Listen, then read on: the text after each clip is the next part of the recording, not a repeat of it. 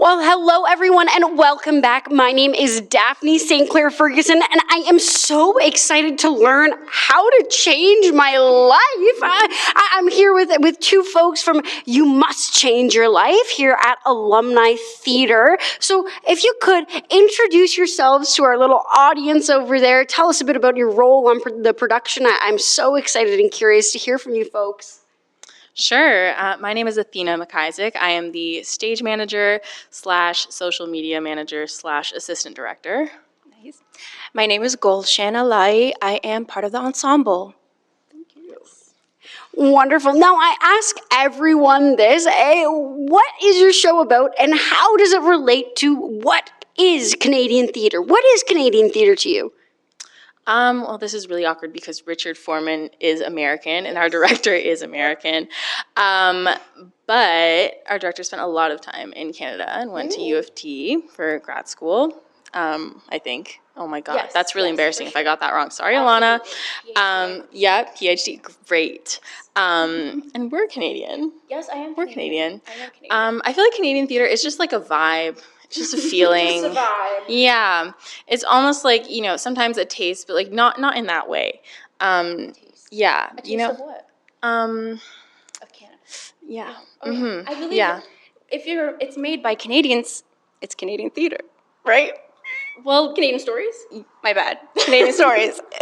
yeah, it's just an abstract concept, It's an abstract concept. So if Canadian theatre is made by Canadians, but this is made by an American, but we're doing it in Canada, where does Canadian theatre lie? Is this Canadian theatre, or would you say it's something else? Is it within the ether of something else? I would say it's a little bit Canadian. I think there's because we devised it here with a bunch of Canadian actors, I feel like there's a little bit of that flair. It's also and you can talk about this more, but the actors are Canadian. Yeah. But the process of devising it as well, I feel like you guys all put your own stuff into it. Yeah, it was, yes, because during the rehearsal process, it was a lot of, we had no script, no choreography. The script was pieces of the notebook, and it was a lot of reading sections. The two main actors were reading sections of the script as the ensemble were doing whatever felt right, just so the director could see what felt right to her, and then later on she selected things that we did that should stay within the show. And also Canada's a pretty diverse place, so I guess, it makes sense that it's a diverse cast. Yeah. Yeah, I mean, there's a lot of redheads. I don't know how that happened. A lot of redheads. So Canadian theatre is a lot of redheads. Is this what we're exploring? I wouldn't say that. I wouldn't say that. No. I think it's I think what I'm trying to get at is that because the process allowed for the actors to put their own, a lot of their own choices into the piece itself, and influence the director as well instead of kind of the other way around. It was very free. I feel like we got to put a lot of our own, I don't know if it's Canadian, but a lot of our own ideas into the energy, into the piece. That's kind of why, I can't really define why this piece is a Canadian piece because I can't define it as almost anything. And you'll get that if you ask some more questions. It's very, I don't know. So, okay, well, I feel like this is just the perfect segue. What do you mean by that? Well, maybe I'll just talk about audience reception because it's hard for me to talk about this. I've been on the show for so long now. It's very abstract. People often leave it and they ask me what it means and I literally can't tell them. And I'm like, well, what do you think? And I've gotten a lot of different responses. Some people are like, oh, it's like one person and then everybody else is a figment of her imagination or an atom that's split off into different parts. Or they'll sort of piece together a narrative. Everybody's narrative of the show, what they think is happening, is a little bit different. So it's really interesting seeing the reception. And I don't know. I don't know if I can get more specific than I don't know if I can get any more specific about anything because this is interview's done at this point. We're done. yeah. Mm-hmm. I'd love to go back on something you said. How do you develop a piece if you don't yourself understand or can define what the piece is? How does that development process work? Obviously, we've devised it. What is that like? Well, Ilana, our director, really has been thinking about Richard Foreman for a long time and has been thinking about the notebooks. And so we started there. We started with the notebooks, with the text. And it was a lot of the way Richard thinks or thought, R.I.P. Richard. He is passed, I fear. But yeah, the way that he thought was very abstract. It almost doesn't make sense unless you kind of stare at it a really long time. And then maybe you can make some sense out of it, but it might not even be what he meant. You know what? I'll name some titles of his own plays just so you can kind of get any kind of vibe of what I'm saying, anything more specific, right? So some titles of plays that he's written are Bad Boy Nietzsche, Wake Up, Mr. Sleepy, Your Unconscious Mind is Dead. So it's all very, yeah, the dialogue is a little abstract, a little bit free association. I don't even know what's going on there. No, we don't know. It's a lot of we don't know. Sorry, what was the question? How do you develop a piece without understanding your own work? Right. Well, Ilana kind of pieced together a narrative from the text that all related to the title, like You Must Change Your Life. So somewhere in there, it's about changing your life. Whose life, why, and how? I don't know. That's kind of up to you. But I think the title kind of guides your thought going into the piece. And it guided us as well, like as we were devising it. Yeah. Like Ilana was using the verb I'm learning a lot. Like every day it's like I learned this about it after this and I'm learning. And even during our actual run of the show, she always says, I feel like I'm watching a different play every night.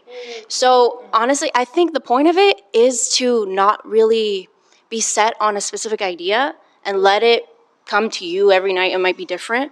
I guess there was a recent review that said it was anti-theater. I've got a question about that. So take that what you right. What is that? I think it's not constraining yourself to plot and characters, and being okay with not knowing exactly what it means right away. And maybe like after we watch a show, pieces of it might make sense later. That's how I felt about the show. Like a lot of times in the rehearsal process, I'm like, I'm not really sure what Richard is saying, but honestly, watching the show myself during the run and hearing my sister's interpretations and everybody else's interpretation, I'm like, yeah, I see that. That might be that person talking to herself. Is it talking to another character? Are they preparing for a play? But I don't know. But it's fun to have different ideas about it every time. Yeah. And I'm curious your thoughts on experimental theater. Like anti-theater is kind of experimental theater. What is that? How is this experimental theater? It's really exciting. I mean, this is experimental in a lot of different ways. Like going into this, we didn't envision this with a lot of external technical elements. We used practicals on the stage. And originally the sound was supposed to come from the stage. So I don't know, we were experimenting with like different ways that tech could happen and appear. From a speaker on stage instead of sound cue, and we were going to have no light cues. It was just going to be a spotlight that we carry on. We have no stagehand. Like it's not go actor. Like it's very flowy. Yeah. Yeah, I mean, going into this, there wasn't really a very specific vision. It was like there was a lot of room to like figure out what the plot is, who the characters were, almost like every single aspect of it other than the title and like a vibe. So yeah, we did I don't know. We did a lot of experimenting. Like you could talk about it because you were in the experiment basically. You were experimented on during the rehearsal process. Yeah. It was do we have time? Here we go. Okay. Yes. It was a lot of, as I said, like as the two main actors were speaking, we came on and we put on a wig on them. We took away a set piece. We turned on the light. And throughout that process, Ilana our director would be like, okay, I learned I like this, but I don't really like that. And I think it needs this element, or this is taking away from what I want it to be. It's very much vibe based. For the longest time, we had a big table in the middle. We took that out. That was like the one thing that was consistent, but it changed. You must change your life. Yes, thank you. Yeah, a lot of change. I feel like the way we speak now is also very different. I feel like we're all speaking like the script, which is, like we keep saying like, this is not interesting to me, because there's like a line in the play about that. I don't know. Yeah. So what's interesting to you? Penguins. Penguins, why? Just like, why do they look like they're wearing tuxedos? I feel like we need to investigate that more.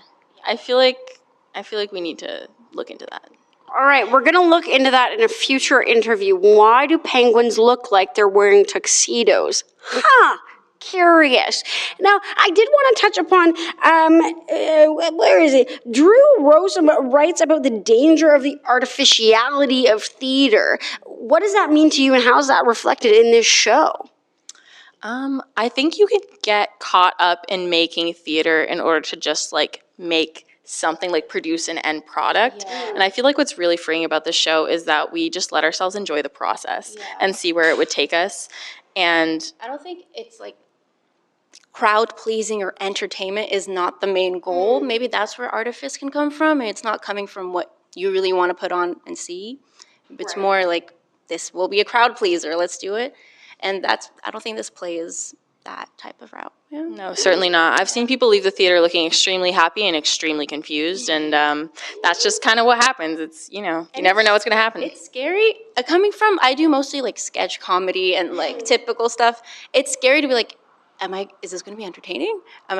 It's scary. But then that's not the point. It's experimental theater. It's making you think, making you be like, huh? And I think that's cool too. We need art like that. Yeah. There's a lot of risk involved, but it's really amazing. It's really rewarding. I agree. Speaking about risk, I'd love to, my final-ish question is, this I'm asking everyone this year, is where's your money going? Speaking of change and risk, all of that, what's happening with that? I'm going to be real. I think just trying to pay the honorariums of like everyone on the show. We're independent, right? So we don't have like, the director is the producer. So just paying back anything that we spent. And we have very minimal set and props, and like we borrowed a lot, but literally that, I think. That's where it's going. Now, is there anything else you'd like to share with our little camera audience over there before we sign off? I don't know. Yeah, come change your life. Come change your life. Yeah. Come watch. Support us. Support us. And you guys are running till the 21st of June. That's correct? Wonderful. Yeah, matinee on Sunday is our last show. Okay, so we got to get in there quick. And maybe you'll see penguins in this show. Maybe you'll want to change your life. Maybe you'll want to just explore something new. Experiment with your life, just as these folks are doing right here, right now. Anything else to add? I would say you will laugh and you will be confused. Yeah, that sums it up. That sums it up. You will laugh and you will be confused. And I'm sure you're doing the same thing right now as you're watching us here doing this interview. Well, thank you so much, folks, for joining me. You've got a show tonight. They're literally about to, make this happen within, 5 minutes. That's why this interview is so short. I wish we could talk longer. But I really appreciate you folks joining me today, chatting a little bit about what experimental theater is, what this show is, and how to change your life. Because you must change your life. Thank you so much for tuning in. My name is Daphne St. Clair Ferguson, and I'm signing off.